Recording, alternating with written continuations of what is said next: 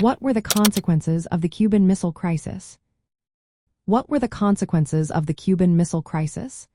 This event in October 1962 was a turning point in the Cold War, shaking the world with its intensity.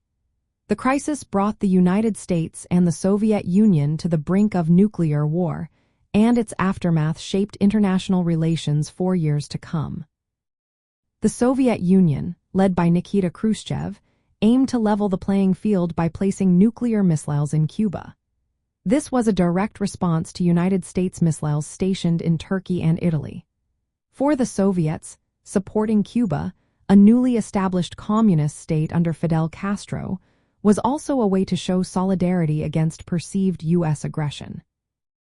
When the crisis unfolded, Robert Kennedy played a key role in the United States response.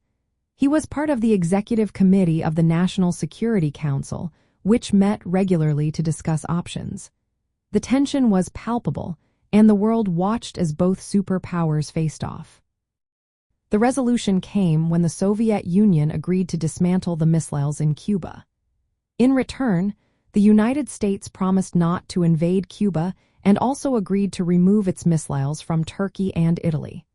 However, this agreement was not made public at the time, leaving many in the dark about the negotiations. One major consequence of the crisis was the fall of Khrushchev. His decision to withdraw the missiles was seen as a sign of weakness by other Soviet leaders. They believed he had compromised Soviet prestige and security, leading to his eventual removal from power in 1964.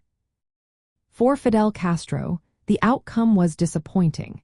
He felt betrayed by the Soviet Union's decision to pull back the missiles without consulting him.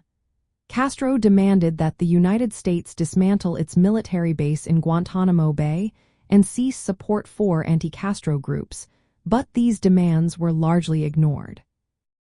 The Cuban Missile Crisis also heightened tensions between the United States and the Soviet Union.